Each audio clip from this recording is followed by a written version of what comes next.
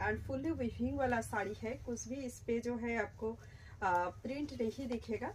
काफ़ी beautiful beautiful pieces आई है इसका।